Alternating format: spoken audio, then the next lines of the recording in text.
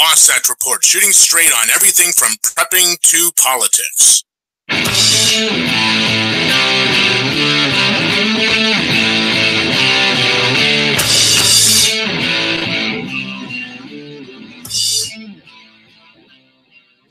Welcome, everybody, to the Wasatch Report. I am Suzanne Sherman, your host for the next hour, and you've tuned into the Cerberus Radio Network, where we defend liberty and freedom from the flames of tyranny. Jeff Johnson is here in our virtual studio, running the control panel, and he'll be co-hosting with me today. I want to thank you, Jeff, for all you do. Jeff also does so much work behind the scenes, gets everything uploaded to SoundCloud, manages all the levels, gets us on YouTube, promotes, gets our show announcements out there. Without Jeff Johnson, there would be no Wasatch Report, no Mark and Suzanne show, no case in point, none of this. So thank you very much, Jeff, for all you do. I want to remind people you can follow us on Facebook, facebook.com/Cerberus Radio Network. Our fan page is CRN.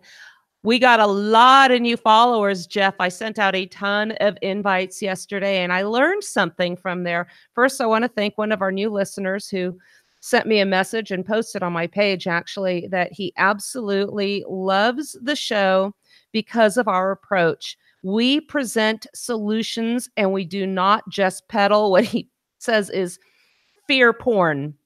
And you know, if you want to go and listen right now to what's going on in the Trump administration, if you want to hear the latest about a certain porn star and a certain lawyer, please go over to the Patriot channel. They do that all day, every day. We might be small, but we are growing, and we offer a unique perspective that you are just not hearing elsewhere. When Jeff and Daniel founded this network, I think our tagline was 18th century ideas for 21st century thinkers. And you know what? That really has not changed. We still apply these founding principles. In fact, later on in the show, I'm going to be reading some passages from a book called Nullification by Clyde Wilson. I'm going to use that to expound upon an article that the Abbeville Institute published last week called The Problem with Lawyers. When I was on K-Talk a week ago on Tuesday, the final call of the day, I co-host the morning show on Tuesdays, was telling me that the only people qualified to interpret the Constitution are the members of the Supreme Court. And because I'm not on the Supreme Court, I have no idea what I'm talking about.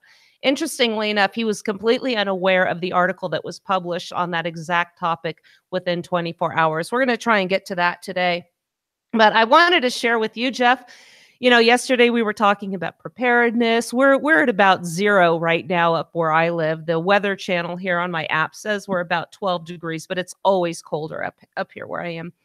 We're talking about always being prepared, staying ready. Well, yesterday I'm on my way to the gym and realized, guess what? I got to make a confession because I got to be truthful to my listeners. It's very easy to make these mistakes. I was taking my truck and my heavy jacket was in my other car. I will say, Jeff, thanks to your advice about the chunky soup I said that you should keep in your pack in your water, freezing, I had that in the house with me, and that did make it to the truck. So it's important to think about, you know, take one last look. Do you have everything you need? Are you prepared to be out in the conditions through which you are driving at any given time? And yesterday, I think I would have been okay. I was just staying on 80 and going to the gym. But you know what they say about we were just. And I know the hour flies by, Jeff, but you and I, before we went on the air, I was sharing that television show that I watched with you. That I watched last night, and it aired on Animal Planet. It's something called I Shouldn't Be Alive, and they take all these scenarios about people going out into the wilderness, and they get these near-death experiences. In fact, some of the people that were with them don't survive. So here's the scenario that we were talking about before the show that took place in Canada. And a gentleman wanted to take his 11-year-old daughter. I guess they have these roads that are plowed, these trails that are plowed, and they go from town to town, and people use them on snow machines in lieu of cars. Because let's admit it, they're a lot more fun than driving around in a car. Well, as he's contemplating starting this journey, he realizes, wow, it's already 8 below. Perhaps we should postpone this trip. But his daughter's heart was set on this journey. And again, they were just going to stay on the trails, Jeff, and go from one hotel to another. And they get to the first destination point. They decide to start on this journey. And the daughter is saying in this interview that she really loves heated pools. Well, this hotel didn't have one. So there was another hour and a half on the trails to get to the next one. But the day was already over and now it's nighttime. They have to drive and they would not get there till about 9 or 10 o'clock at night. They decide to continue on. Unbeknownst to them, the groomers for the trail, the machine had broken down. So the trail, the snow got thicker and thicker. The trail eventually disappeared. They kept going along where they could see what's left of the trail. But what they couldn't see was some guardrails that hooked the front of the sled, the rail, and it threw it down a ravine. He knocked his daughter off so she wouldn't end up going with him. But he landed down a ravine in a creek with the snow machine over him, his knees absolutely shattered.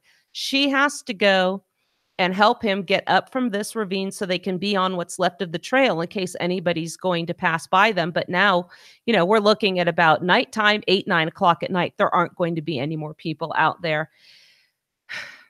They had no gear with them other than light clothing for once they reached their destination. Jeff, do you care to chime in on maybe what they could have done differently here? Wow, there's so we could do the whole show on this, but I promise you we're not going to. I just love to open up with these scenarios because so many of us don't think about that. Like up here, I go elk hunting. And it is so easy to think, well, we're just going to go in the machine and we know our way back down, but these things break. Go ahead, Jeff. Well, obviously, they should have taken heavy clothes with them. They should have taken shelter with them.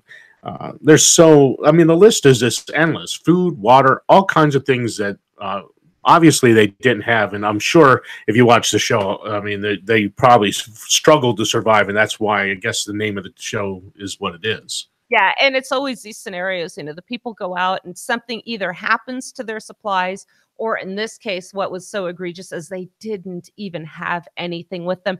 And it really resonated with me because I had a story that I've shared countless times of when I was in the Grand Canyon. It was my first time there. We were camping in the RV at Mather Campground. And the lady that I go on these trips with her boys, and I had my boys, she's got a bum knee, so she doesn't go off trail and do a lot of hiking, but she said there's a shuttle bus. So we can take a shuttle bus and go to the different, vantage points and see the views and get our pictures and just kind of get the lay of the land.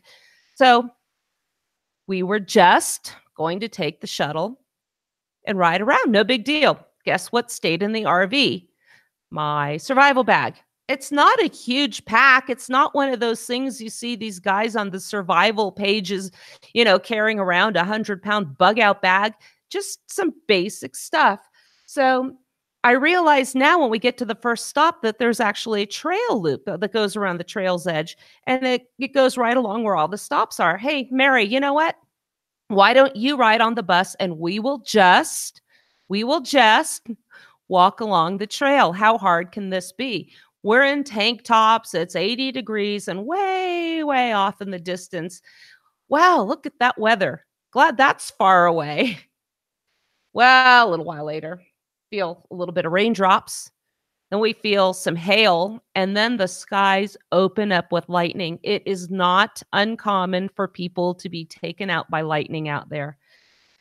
Well, these shuttle buses that are supposed to be dropping off and picking up passengers, as you can imagine, are no longer dropping off passengers. So now the buses are full and we can't get on, and the lightning is directly overhead. There was a retaining wall at one of the bus stops, and it was actually blocking the direct wind and hail that was coming our way. So I gathered up the boys, and we at least got out of that weather. Everybody else was huddled up against the trees. I told my boys, well, there's a tree right there, and if for some reason it gets hit, those people huddled around it will hopefully absorb all the shrapnel that's going to come out of it. But what amazed me was how many people thought it was appropriate to seek shelter under the trees. We were soaking wet and cold. One bus came up and said, I can take 10 passengers.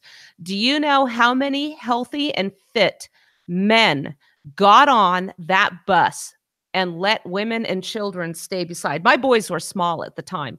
And we had to stay out in the cold while these men happily got on the bus and made us stand out there. I don't know. Can we thank feminism for that? I'm not going to digress that far. Anyway, in my bag, I would have had I brought it. I had a tarp. We could have wrapped that tarp around us and stayed warm and dry, and probably offered a few others some shelter as well, and had a few snacks. We would have been just fine, but I chose not to bring it. So important. Don't ever think you don't need these things. You always do. We'll move on. Do you have any other comments, Jeff? No, that about covers that. You just feel for these people. I mean, here, I told you before we went on the air, man, I've got a cough. It's cold out here. And here these people are out there in 20 below. His knee is shattered. She actually lost the front of her feet. She kept her heels, but she had severe frostbite. He asked her to try and get their extra clothing. I think they had one blanket, and she fell through the ice where the snowmobile was, and her feet were frozen. Anyway, I think where we left off the show yesterday, we were going to talk about California and their plan to tax text messages. You might say, well, you know what? Who cares? That's just in California. Let them have their craziness. But I tell you what, the insanity that starts in California permeates this continental landmass like a rust. Think about how outrageous it seemed at a time when California, crazy California, was going to tax internet sales. Do you remember when that seemed like a wacky idea? That's out here in Utah now. Is it out in Pennsylvania? I think they are taxing sales. At least Google does on certain things when it comes here. Yeah. I mean, this used to be something that was just that they could never do that. These are out of state sales. No, now they're, and then It's Amazon. It's Amazon, not Google. Yeah, it's Amazon. Amazon's doing an out of state. It doesn't matter if they have even a distribution center in your state. They are going to tax it. So California now wants to tax your text messages. Here's why. Have you found yourself texting people instead of calling them? Yes.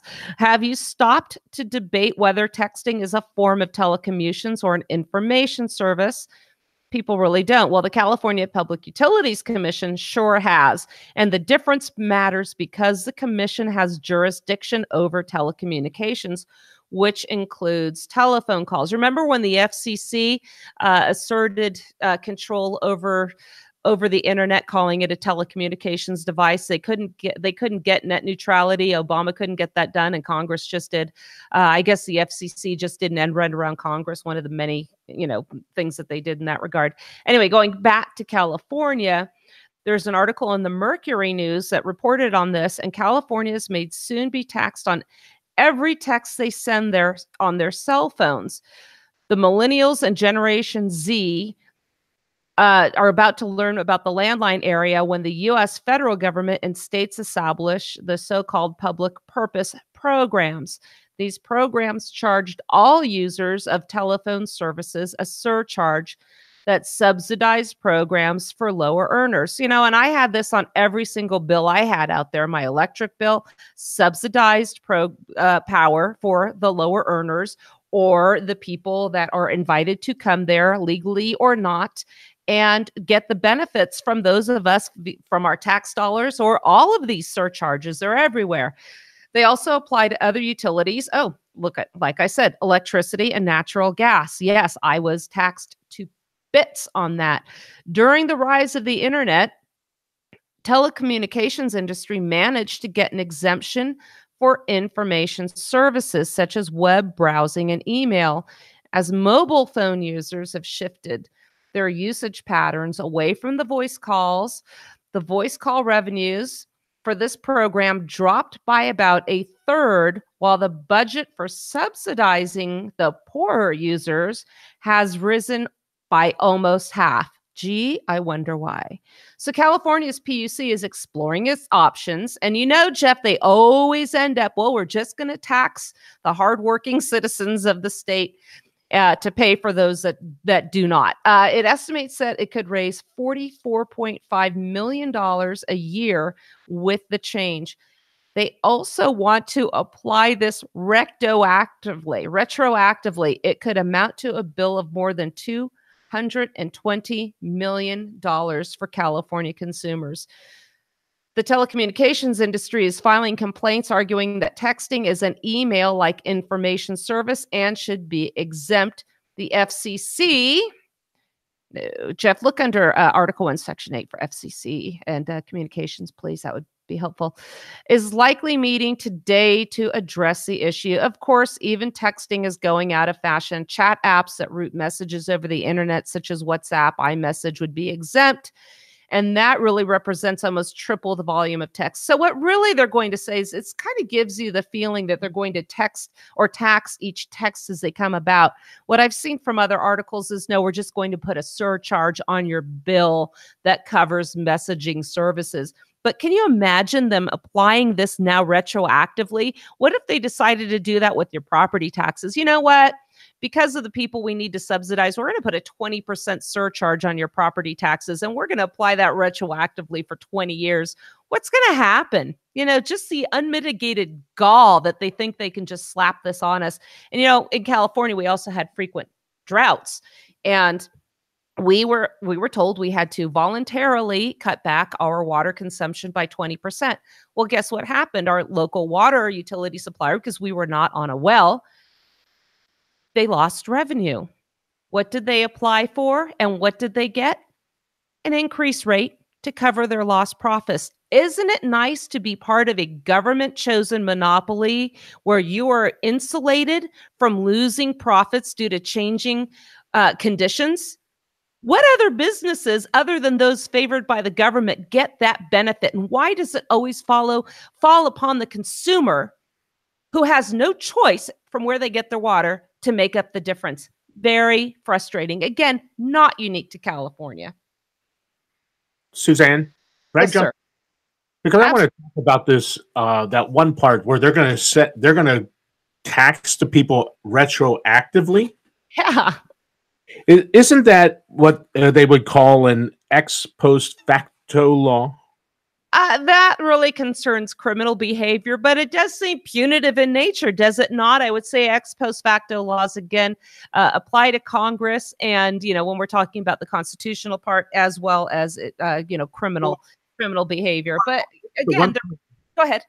In Article 1, Section 10, this is the one part where the states actually are mentioned as part of their compact. They limited themselves. And I'll use this now as ex post facto was anytime government passes a law that goes retroactive. Am I incorrect in that assumption? No, you're correct there. And in fact, they use that in the Lautenberg Amendment when it comes to disqualifying anybody that is convicted of misdemeanor domestic violence.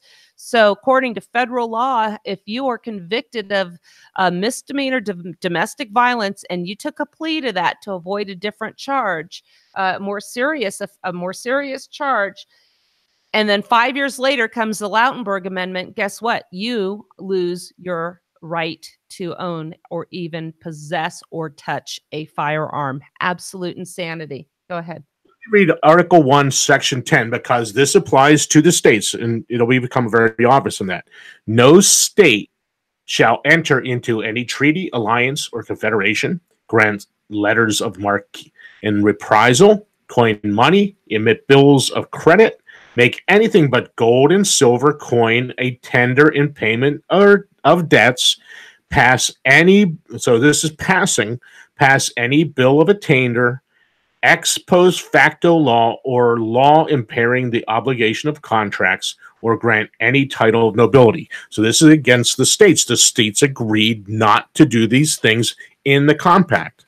So quite honestly, California can't pass an ex post facto.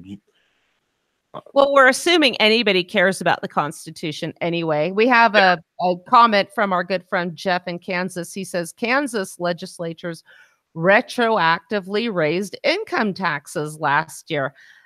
The temerity of these people. This is just mind-boggling. Jeff, I want to thank you for your comment on that, our good friend in Kansas. You know, yesterday we were also talking about the New Jersey magazine bans.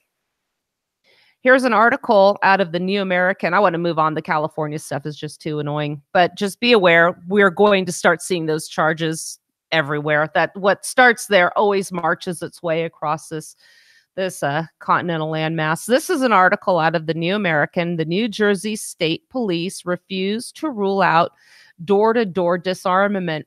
I actually had a friend in my boys' taekwondo class in Santa Clara County. He was a member of their SWAT team. And he had told his supervisors, if it ever came to that, because of all the gun control laws in California and making guns that were formerly compliant, California compliant ARs, when they changed those laws, he said, I will not go around and go door to door and collect these guns. Don't even ask me to do that. It's a suicide pact. And then he also said, or in the alternative, I would go to your house, knock on your door, and he's slowly shaking his head from side to side saying, and then you answer your door, and I would tell you, you don't have any guns in your house, do you? And my response would be, no, sir, I do not. Thank you very much. Have a nice day. So this is an article that is talking about Breitbart reporting that the New Jersey State Police have refused to rule out house-to-house enforcement of the state's high-capacity magazine ban and correspondence with their law enforcement agency to the news organization. As of December 11th, it is a fourth-degree felony, we covered this yesterday, in New Jersey to possess large-capacity ammunition magazines, which is defined as a box, a drum, tube, or other container which is capable of holding more than 10 rounds. You know, Jeff, if I'm ever in a situation like they had in Las Vegas, I really want the shooter to be using a drum or a bump stock, because those are so inaccurate. You're actually safer. And not only that, they freaking jam all the time. I really want these things out. They make us safer, but these people just don't understand that. Governor Phil Murphy signed a slate of gun control measures into law in June, including the large magazine ban. Free Beacon reports that the new statute gave New Jersey gun owners who currently possess the magazine in question 180 days to either surrender them, permanently modify them to accept only up to 10 rounds, or transfer them to somebody who is allowed to legally own them. The grace period expired December 10th. I believe now they've done that with California ARs that have the bullet button, which was originally intended, by the way, as a compromise. And what can only be interpreted as an omen of impending and expanding infringement on the right to keep and bear arms. The Third Circuit Court of Appeals handed down an opinion last week declaring the New Jersey gun law to be constitutional. Guess what, boys and girls? The Third Court of Appeals, like it or not, was correct. This is not a Second Amendment issue. The Second Amendment does not apply to the states. I refer you to my episode with Dave Benner. By the way, welcome Dave Benner, a new addition to our network here, of Case in Point, where we discussed the city of McDonald versus Chicago. I'm sorry, the city of Chicago versus McDonald. And in that case, the Supreme Court incorporated the Second Amendment, the Bill of Rights and the Second Amendment against the states in contravention to our constitutional principles and intent. I encourage you to read that and read his book on the 14th Amendment and the incorporation doctrine and how he applied that to that Supreme Court landmark case. Judge Patty Schwartz, in the majority opinion, said that the New Jersey law reasonably fits the state's interest in public safety and does not unconstitutionally burden the Second Amendment's right to defense in the home. So she gets the ruling right before the wrong reason. She should have said this is a 10th Amendment issue. It's none of our beeswax. We decline to even hear the case. That's really what should be happening. So police are now saying that we're not going to rule out going door to door. Jeff, what do you think? Because there's going to be non-compliance. This is a problem also with registering. So what if it's registered and then they can come and check on your house? The police, when asked about that, said we do not discuss enforcement strategies. And this is a quote from the New Jersey State Police. While that is not a yes, it is not a no either. This is absolutely not incomprehensible that we're going to see them going door to door. We discussed also the assault rifle ban in Boulder, Colorado, which I think you said was in contravention to Colorado's constitution when it comes to firearms. So when you have to certify in Colorado, you have to certify your firearm. Well, what is that? That's simply de facto gun registration. If they know about it, they can come and get it. Suzanne, do you want to hear how ridiculous this law is in New Jersey? Yeah, go ahead. Are you familiar with Henry repeating arms? Yes. They make lever action rifles, correct? Very beautiful ones. They do. Beautiful work. Okay. So the Golden Boy is their small version. They have a larger version that shoots larger rounds. The Golden Boy comes in either 22 long rifle. Well, there's other. That's other. But anyway, 22 Magnum or 17 Magnum. The 22 long rifle holds 16 rounds in the tubular magazine. The 22 mag holds 12 rounds in the tubular magazine, and the 17 HMR 11 in the tubular magazine. That's more than 10. Confiscate the weapons. Problem. Yeah, more than 10. And that, so, has anyone out there not see the ridiculousness of this law? Because honestly, this is a lever action rifle. This is nothing more than it's a plinker. These, at the best, you could use it for killing groundhogs or stuff like that. I mean, with the 22 mag or the 17 HMR, they're great for small rodents, groundhogs, etc., prairie dogs out west. But that's about it. They're not semi-autos. They're a lever action, and they're beautiful. If you want to go to the Henry site, listeners, go to the Henry site. Look at them. They're beautiful firearms. They would make a beautiful thing to put on display in your house. They're just a beautiful little rifle. But that's the ridiculousness of it. Their magazines hold more than the government-approved maximum.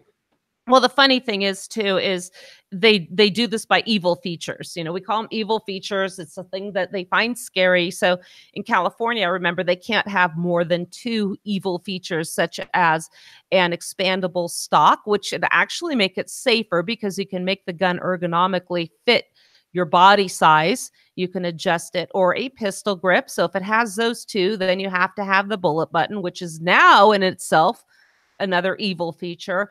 A muzzle shroud. I remember seeing a woman, a congresswoman, some legislature saying, well, we can't have these muzzle shrouds. She didn't know what it was. She couldn't even say what a muzzle shroud was. Another woman in Colorado was interviewed, another legislator out there, and they said, well, what are you going to do with all the magazines already in existence? Well, we saw what happened in New Jersey. They say you got to get rid of them. This dingbat here, who was duly elected to come up with these laws, said, oh, well, once they're used, they get thrown away. No, honey, we're not talking about the magazines where you turn the pages. We're talking about the magazines where you put the rounds. They are reusable. Psst. It's amazing how dumb these are. The other day, let's see, I have been going on and on. As you know, out here in Utah, Jeff, we've got Prop 2 that was just passed and then modified by our legislative officials out here. And that is actually constitutional. It's legal. They can do that. There's a lawsuit going on to challenge that now, because what was passed is not what the legislature is going to be putting forth to the public and when the law comes into effect. That being said, I've been very vocal saying my problem is the states. None of the states where marijuana is legalized in any way, shape, or form have shown any indication that they're willing to stand up and defend lawful firearms owners. The 10th Amendment Center, let me see if I can find this. The 10th Amendment Center actually published an article I had on this. I told Mike Meharry, look, all this talk about marijuana, firearms, the federal government has zero authority over either of them. And this is what I had said in my article. After years of attempting to persuade the state legislature to recognize the need for medical marijuana to be made available, it was protected. I asked Connor Boyack, who is really the driving force behind this, the Libertas Institute. I think he pronounced it Libertas. I asked him about our firearms rights, because according to him on his Facebook page, he said patients can begin safely using medical cannabis, knowing they are legally protected in doing so. And this is in response to a question about firearms. Are they completely protected? I had asked them about that. Well, medical marijuana is legal, or marijuana is legal in some form in 33 states and Washington, D.C., and state action has in effect nullified prohibition on marijuana laws. Again, I have another article out for the 10th Amendment Center called Parchment and Plants, What Prohibition Era Can Teach Us About the Drug War. And I go into that in greater detail. But we have the Controlled Substances Act, and we also know we have firearms acts, both of which are unconstitutional. We know there is no constitutional authority for Congress to regulate any controlled substances, and they are actually prohibited expressly from regulating firearms, but they really don't care about that. So out here, if you purchase a firearm from a federal firearms licensee, you're going to be presented with the firearms transaction record form 4473. And again, you must, under penalty of perjury, answer fully and truthfully. And I have a link actually to the form. You can see it in the PDF.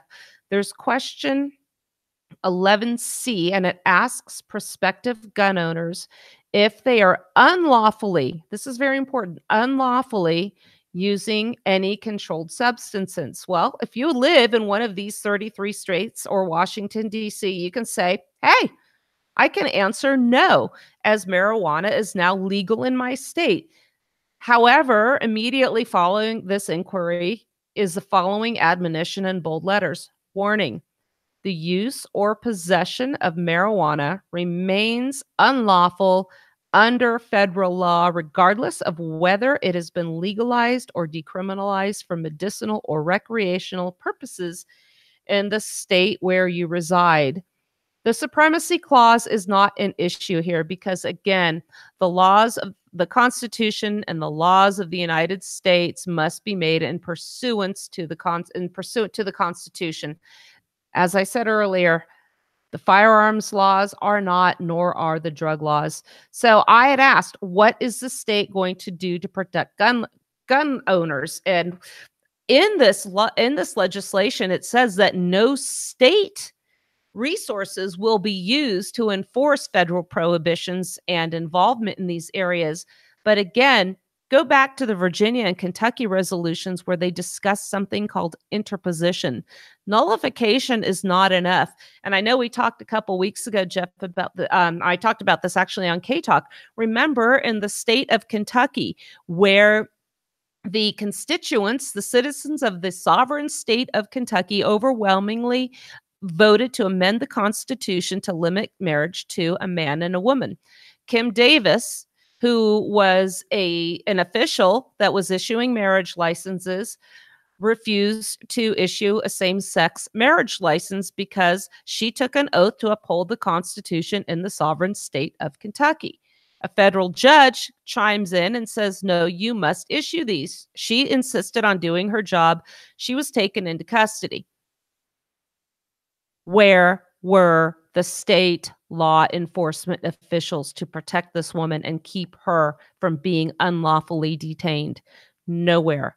So there's an article now from Marijuana Movement is the website. GOP Congressman wants marijuana consumers to be able to legally purchase guns.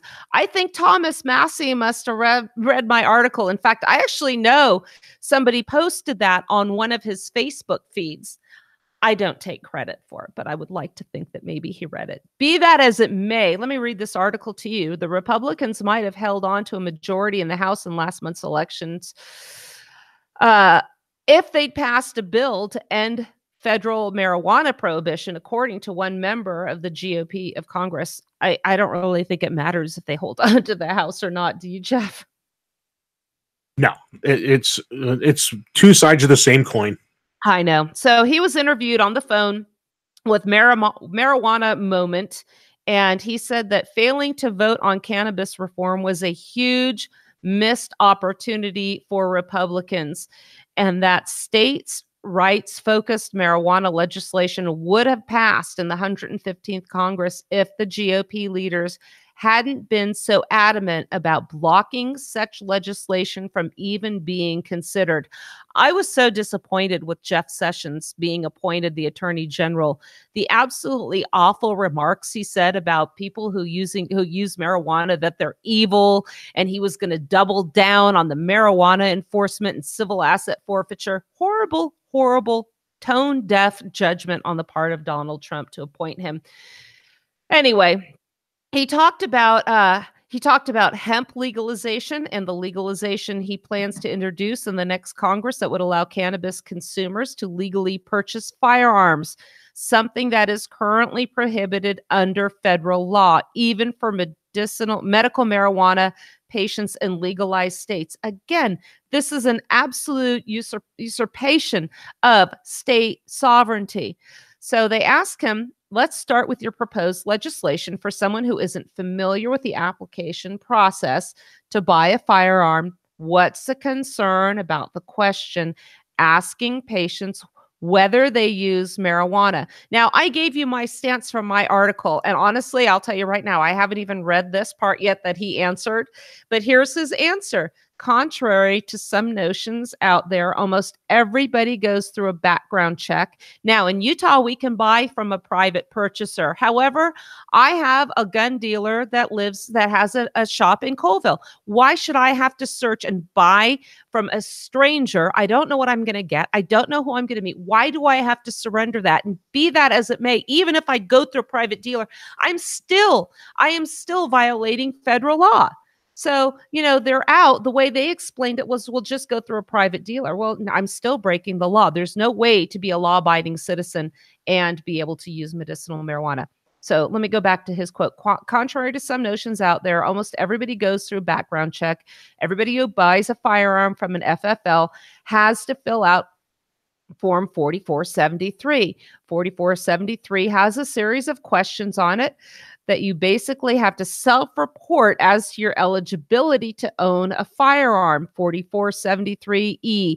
Are you a lawful?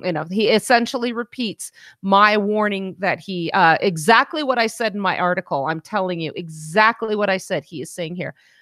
What they're doing here, the article continues, is trying to remove any ambiguity as to whether you think you can legally purchase a firearm if you use marijuana.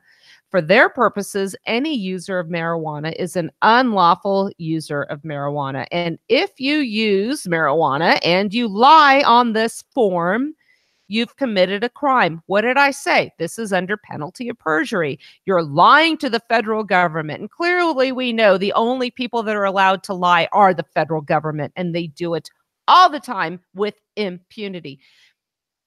If you complete the purchase and your background check goes through and you buy a gun, you've committed another crime because now you're among a category of ineligible people. Well, you can say, well, how in the world would they even find out that you use it? Well, we can thank the Affordable Care Act for all of our medical records being made to be stored electronically.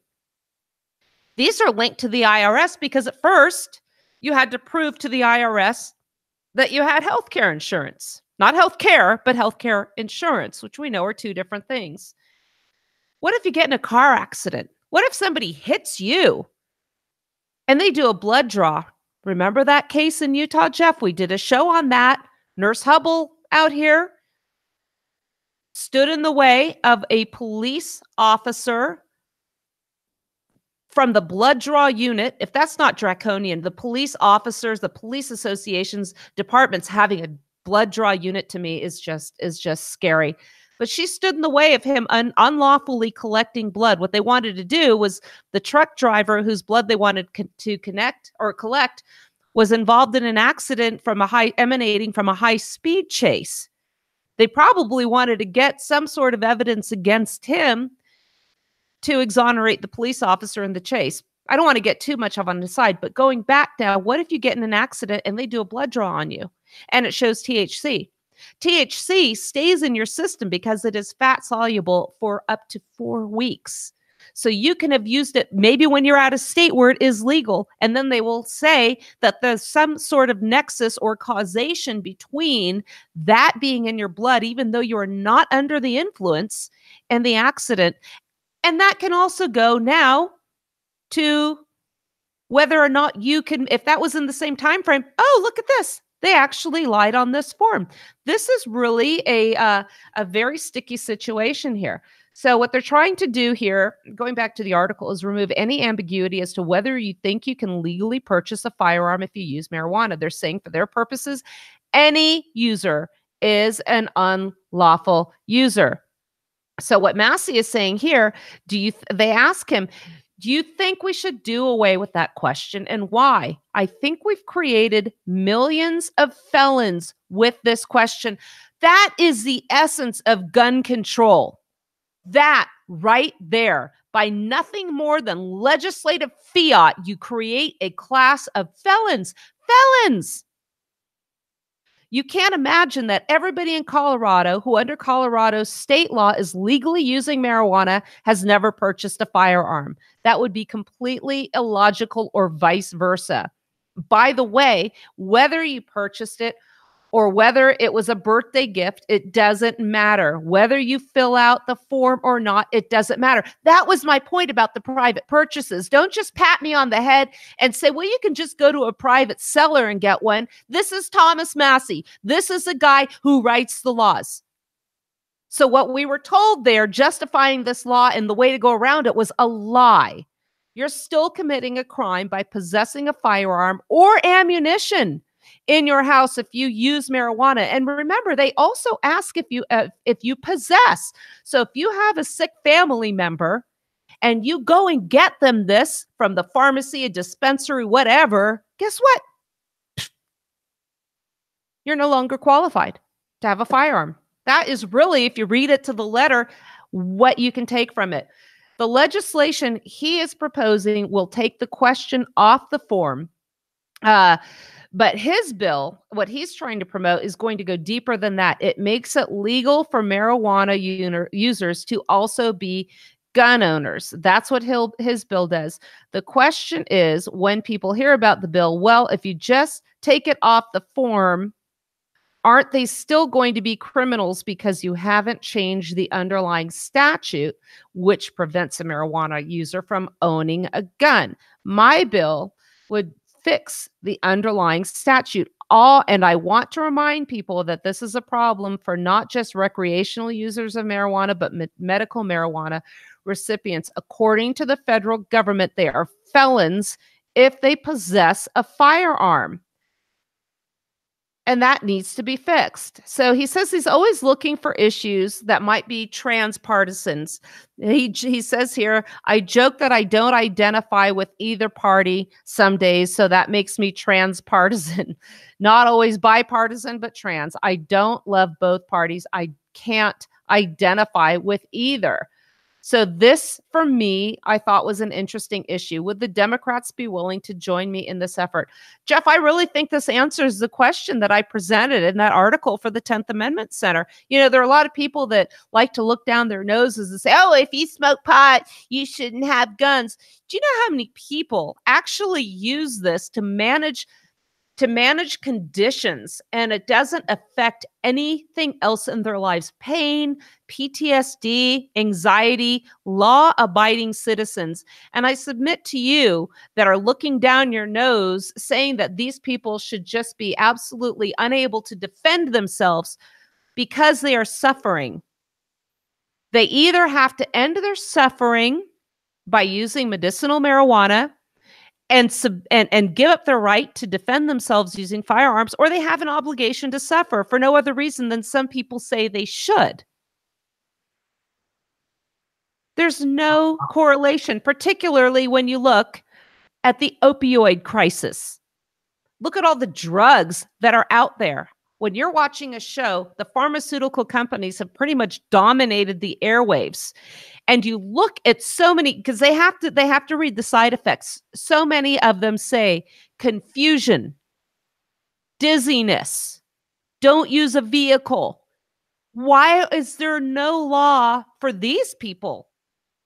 This is just reefer madness and propaganda. Did you want to say something, Jeff?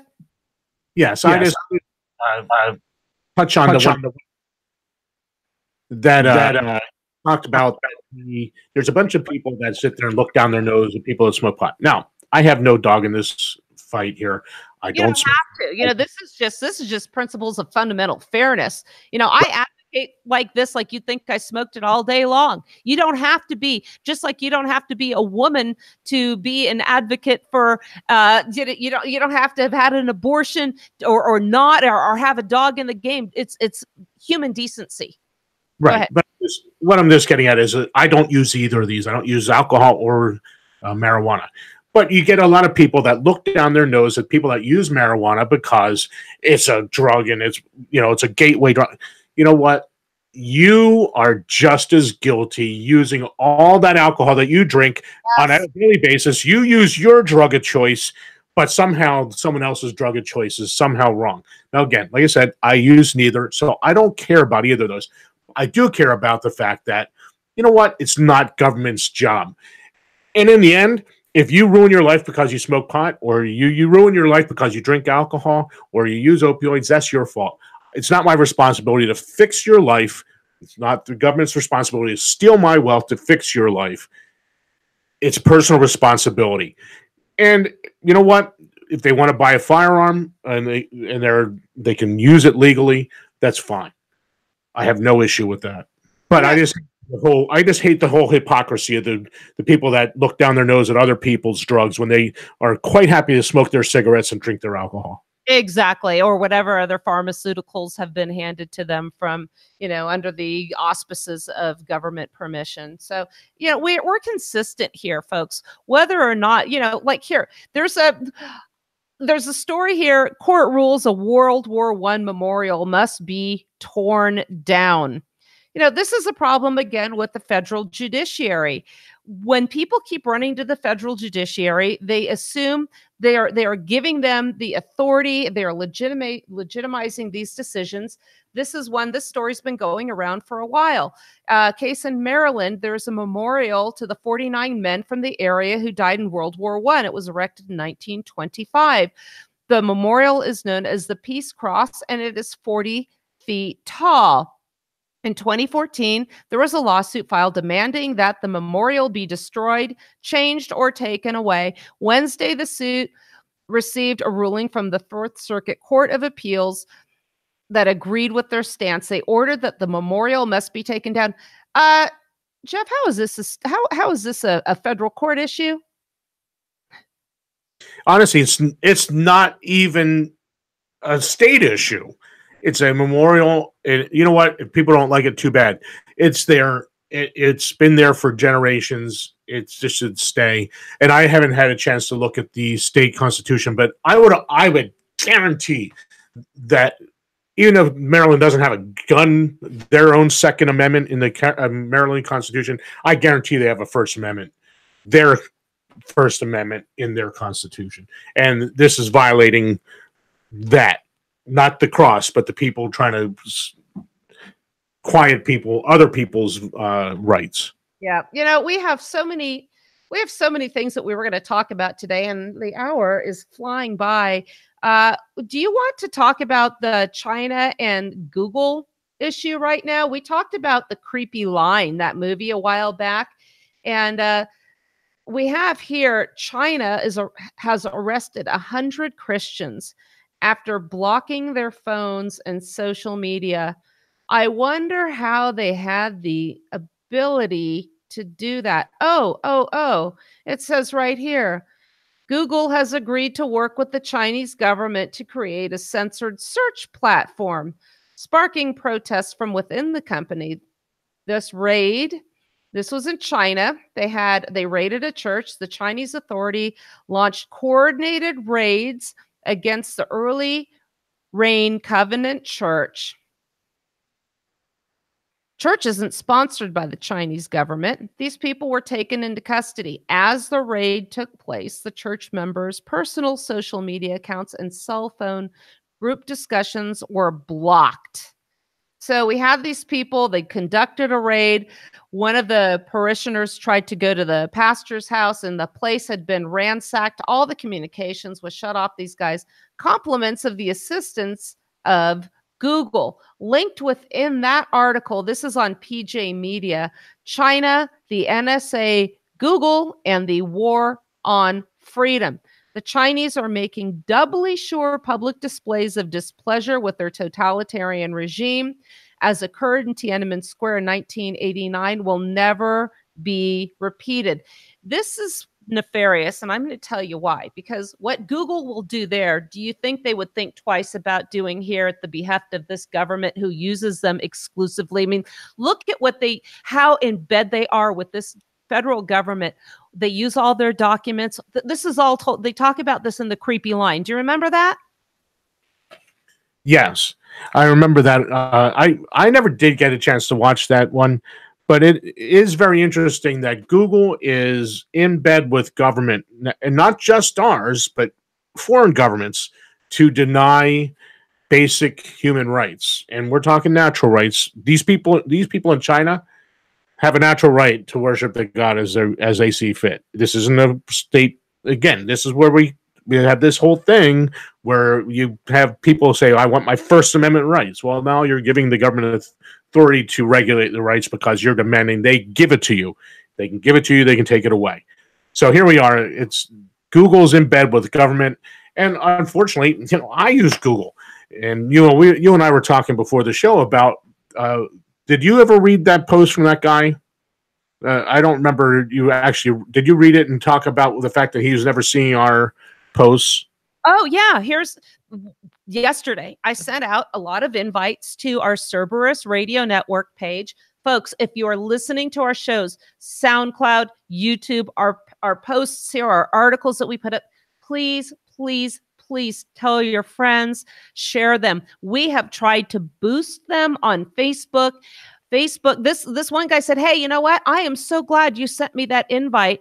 I have never come across your shows, your information on my news feed. People aren't seeing them. If you like the unique opportunity to hear what we are presenting to you, it is incumbent upon you, if you wish it to continue, to share it with your friends, because these companies are in bed with the federal government, who does not like our message of decentralization. Now, let's tie that in to this Google China article here. There is a movement that is growing rapidly. As you know, I talked about by attending the symposium on nullification and secession in Dallas, Texas, on November 10th of last month. Since that time, we've started a Facebook group called Peaceful Political Divorce Discussion Group, where we talk about how we can actually live together with so many of our differences politically. And the only reason to do that peacefully, the only way we can do that peacefully, will be by decentralizing this government. What if California? We are huge supporters of CalExit. Yes, California. Marcus Ruiz Evans has been on the show with me and on K-Talk as well. He was a speaker at that event. There's a big movement in California to secede from the union, and this predates the Trump administration. They're consistent. What's going to happen if California secedes and there are some protests or the government's cracking down on them? And I have always said, in the age of the smartphones and instant communications, we're not going to see a government crackdown that is violent in nature, given modern technology. Well, now you take that story that we shared from China and what Google did there, and ask yourself, do you think the upper echelons in Google would actually say no to the government if they were said, put a lid on these people, don't let them get their message out? What do you think, Jeff? Well, it's really interesting how this whole thing has evolved here. You remember Zuckerberg going to Congress and he was being grilled by them, by their censorship. Now we have Google going in with China, and all these tech companies are Here, let's go to this one paragraph. China's government seems intent to implement George Orwell's 1984 with facial recognition, data mine, social credit systems, and roving electronic, quote unquote, doves to watch over their citizens. Yes, I remember that. Go ahead. That's going to happen here. You're out of your mind. Yeah, exactly. These social credit things. Okay, there was a search. I forgot what the website was, but I remember typing in my name on there. Do you know they give you an internet ranking? They actually give you an internet ranking as to whether you're viewed positively or negatively on the internet. I think I got a 3.8 out of 5. It was ranked good. So some tech people I've never heard of, they probably never heard of me, but I have been arbitrarily given an internet ranking. Now, as we see here in China, these people, based on their rankings and credits, are denied possibly moving to certain areas. Their mobility can be predetermined. They can be denied housing, jobs. This is very nefarious, and don't think it already doesn't exist here as well. I think maybe what we'll do, we have a few minutes. The Age of Rage, 5 possible reasons for the current madness. This came out in October, and this is on Intellectual Takeout. I love Intellectual Takeout, but I'm bringing this up at the end of the show because this ties into what we've been discussing. They're asking how we arrived at a point in our history where gangs of hecklers chase politicians from restaurants, where Senate hearings have lost all decorum, and where family and members and friends even part ways over politics. They go over 5 possible answers, and you can read the article in its entirety. I'm skipping a lot of the introduction. What is the number one reason of the 5 possible answers? Technological advances. 25 years ago, they say the internet and cell phones were in their infancy. Twitter was a noise made by sparrows in the yard. You know what? To me, it still is. These devices are wonderful, but allow every bozo with an opinion, including me. Oh, and they even say in the article, including myself, to shoot that opinion into cyberspace instantaneously and often anonymously. From school bullying to Supreme Court nominations, our technology gives us a power to destroy a fellow human being with threats and insults. And don't we see that? We're hearing about kids committing suicide over cyberbullying. You know, Jeff, when we were in school and something really crappy would happen during the day, and we were embarrassed or whatever happened, we could go home and get away from it. I would watch TV or play with my animals or something. But now these kids have their cell phones with them, and now they're getting texted and bothered about what happened in school. There's absolutely no break from this. There's no time to just reconnect with your family when you're constantly being reminded about what happened during the day when you were away from them.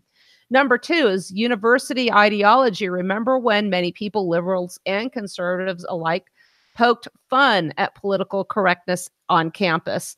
I remember that. I went to UCLA and they used to laugh about it. Well, those smiles are gone. PC remains rampant in our educational institutions. Now only graduates of Harvard, Duke, Stanford, and a few other colleges have injected PC into the world's businesses and government. I actually have a friend, I'm going to leave his name out of this, who was the chairman of the Department of History at the university where he teaches. And as soon as his emails went out with that on his signature line, a member of the faculty asked him to please change that to chair or chairperson. Chairman, she found offensive.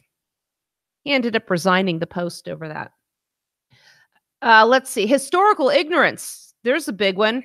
Americans ignorant about history. We cover that all the time. Politics as religion. I refer you to my article also from the 10th Amendment Center called Church of National Government. Many Americans have take politics for the religion, fanatical as any Reformation Calvinists or Catholics. Some do both. We make gods of our politicians and demons of our opponents and their leaders. We are on the sites side of the angels, and they conspire with the devils. And here is the biggest reason of all, and why I am such an advocate of secession, nullification, decentralization. Washington, D.C., follow the money. Let's follow some money. Of the 25 richest countries in the world, counties in the United States, 11 are located in the area surrounding Washington, D.C. The city also hosts administrators and employees of government, think tank, lobby groups, private businesses involved in the federal endeavors. We have a $4 trillion pig trough, and these guys, their snouts are right in there, living in those little suburbs of Washington, D.C. The scorpion bottle of our animosities is not in Boise, nor in Austin, nor in Minneapolis. It is in Washington, D.C. And gosh darn it, Jeff, we are out of time. We had about 3 hours of material for 1 hour. I want to thank everybody for listening. Jeff Johnson with me today. This has been the Wasatch Report on the Cerberus Radio Network. Suzanne Sherman here, where we defend liberty and freedom from the flames of tyranny. Thank you so much for listening.